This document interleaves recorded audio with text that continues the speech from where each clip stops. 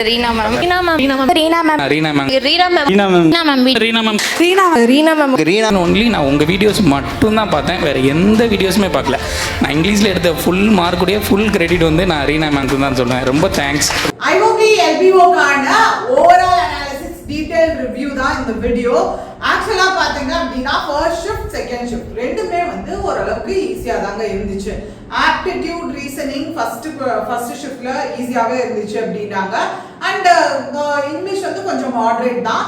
CA வந்து ஓரளவுக்கு நல்லா ரிவைஸ் பண்ணியிருந்தாங்கன்னா வந்து ஒரு 15லேருந்து 20 வரைக்கும் வந்து நம்மளால கொடுக்க முடியும் அப்படின்னு சொல்லியிருந்தாங்க ஃபர்ஸ்ட் ஷிஃப்ட்டுக்கு.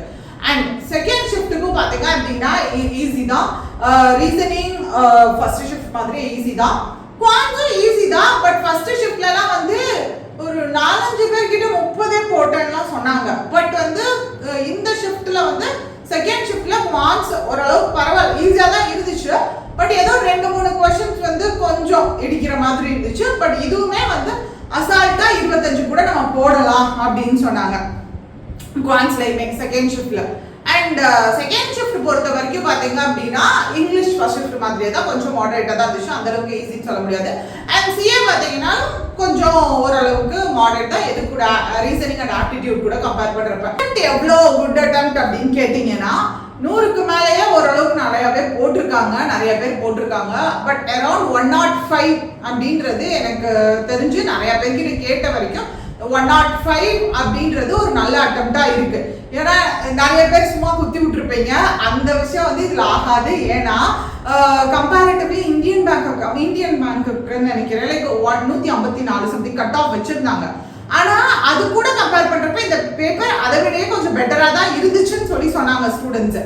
ஆனால் இதுல ஒரு முக்கியமான பாயிண்ட் நீங்க நோட் பண்ண வேண்டியது என்ன அப்படின்னா, இதுல நெகட்டிவ் மார்க்கிங் ஃபர்ஸ்ட் வந்து 2 மார்க்ஸ் கொடுத்திருக்காங்க. எதுல? ஆப்டி அண்ட் ரீசனிங்ல.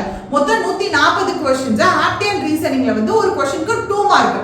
அப்ப இது ரெடியூஸ் ஆச்சுன்னா 0.5 உங்களுக்கு ரெடியூஸ் ஆயிடும் இன் கேஸ் நெகட்டிவ் மார்க்கிங்கா இருந்துதா.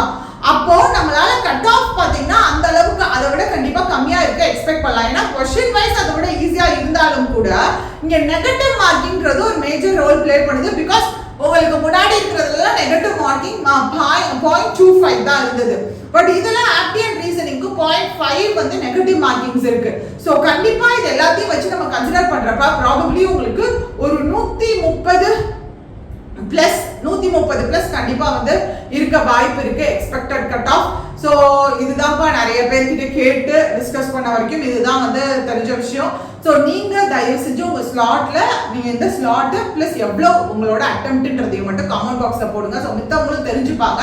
ஸோ இதுதான் ஓவராலா நம்ம கேட்ட வரைக்கும். ஸோ அவ்வளோதான் மக்களே. So all the best. அடுத்தடுத்து நல்லா எக்ஸாம்ஸ் இருக்கு நிறையா, நல்லா படிங்க. அண்ட் நம்மளோட செஷன்ஸையும் கண்டினியூஸா நீங்க பாருங்க. நிறைய செஷன்ஸ் நான் அடுத்தடுத்து கொடுக்க இருக்கோம். ஸோ அதுவும் கண்டினியூஸா பாருங்க.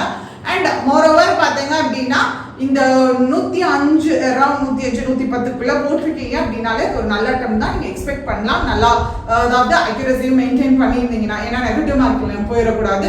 ஸோ அதனால கட் ஆஃப் பார்த்தீங்கன்னா அரௌண்ட் 130+ வந்து இருக்க வாய்ப்பு இருக்கு. So that's it. Good attempts என்ன அப்படின்றது காமெண்ட் பாக்ஸ்ல போடுங்கப்பா. So tata bye, see you.